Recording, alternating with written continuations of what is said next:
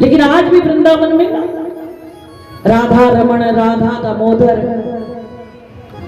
बिहारी जी, बांके बिहारी, 4 ठाकुर है वृंदावन के, जिनका लोग दर्शन करने के लिए जाते हैं। लेकिन सबसे ज्यादा एक्साइटमेंट कहां होती है देखने की, दर्शन करने की? किसकी होती है? बांके बिहारी होती है ना, कि सबसे पहले बांके बिहारी का दर्शन करना। कौन है बांके बिहारी? जिसका दर्शन करने के लिए आज भी दुनिया तड़पती है, लाइनें लग जाती लंबी लंबी, एक दर्शन। कहते जब भगवान श्री कृष्ण इस कलयुग के आने से पहले इस दरिया को छोड़कर चली गए, कलयुग का आगमन हुआ और भगवान इस दरिया को छोड़कर चले गए, तो भगवान के पीछे कितनी रानी पटरानियां थी? 16,108। 16,000 भगवान की रानियां थी और 8 प्रभु की पटरानियां थी। जब भगवान चले गए तो सब पीछे से उदास हो गई। भगवान की विरह में ना उनको कुछ खाने को मन करता, ना पीने को, हर समय उदास रहने लगे। तो भगवान का एक पुत्र था, उसने जब अपनी दादियों की दुर्दशा देखी कि दादियों ने सुध बुध ही बुला रखी है, हमारी दादियां अब प्रसन्न नहीं रहती हैं, तो मैं इनको प्रसन्न कैसे करूं, खुश कैसे करूं? कहते उस समय वो मैत्री के पास गए और उनसे कहने लगा कि जब से हमारे दादा कृष्ण इस दरिया को छोड़ कर गए हैं, हमारी दादियों को मन नहीं लगता, हमारी माताएं उदास रहती हैं, उनका कहीं पर भी मन टिकता नहीं। मैं क्या करूं कि मैं उनके चेहरे पर एक मुस्कान ला सकूं? उन्होंने किसी ने कहा, अरे तुम ऐसा करो, जिस स्थान पर भगवान का जन्म हुआ था ना, जिसे मथुरा कहते हैं, वहां जाओ और वहां बहुत सारे ऐसे पत्थर हैं, आज भी उन पत्थरों में से खुशबू आती है। आज तुम वही किसी पत्थर से भगवान की प्रतिमा बनाओ और उनको दर्शन करवाओ, जिससे उनके मन बड़ा प्रसन्न हो जाएगा। जब वो वहां गया तो सारी की सारी मथुरा खंडर हो चुकी थी, क्योंकि बड़े बड़े युद्ध हुआ तो सब कुछ तहस नहस हो चुका था। लेकिन जहां भगवान का जन्म हुआ वहां से पत्थरों में से खुशबू आ रही थी। उसने वहां से एक पत्थर उठाया और पत्थर उठाकर बड़े प्रेम से भगवान की एक छवि बनाई, सुंदर सी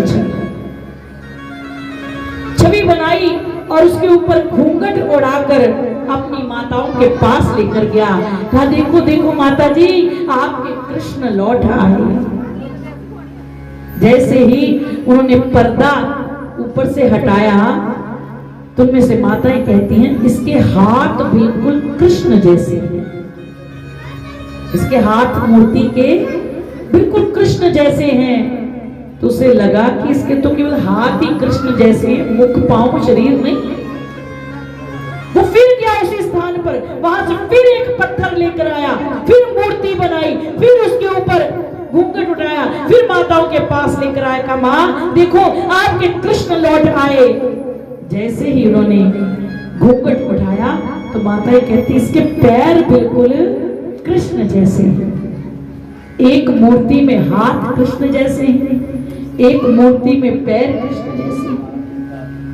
वो फिर गया, फिर उसने एक पत्थर उठाया वहीं से मथुरा से, फिर एक मूर्ति तराशी, घूंघट उड़ाया, माताओं के पास लेकर आया और कहा, माता देखो ये बिल्कुल आपने ठाकुर जी जैसे नहीं है। जैसे घूंघट उठाया तो कहा, इसके नेत्र बिल्कुल कृष्ण जैसे। अब एक मूर्ति में हाथ, दूसरी में पैर, तीसरी में नेत्र। फिर वो गया उसी स्थान पर, फिर उसने एक पत्थर उठाया, फिर मूर्ति बनाई, फिर घूंघट उठाकर लेकर आया। अब की बार जैसे ही उसने घूंघट उठाया, कहा, माता देखो आपके कृष्ण लौट आए।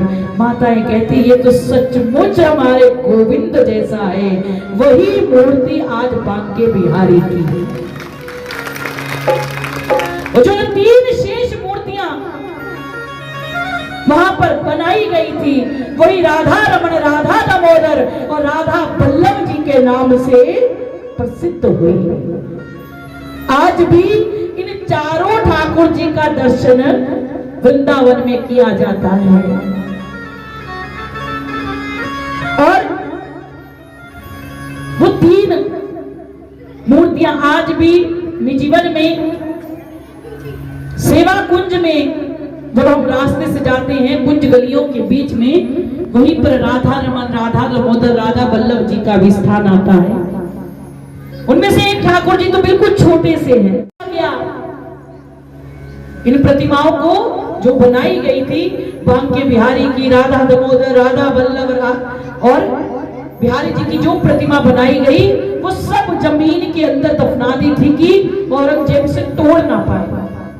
कहते उसके बाद बहुत सारे संत ऐसे आए, जिनमें से एक संत हुए हरिदास, जिनका नाम आज भी हम बड़े सुंदर भाव से लेते हैं, जिनकी आज भी समाधि सेवा कुंज में बनी है, निजीवन में बनी है,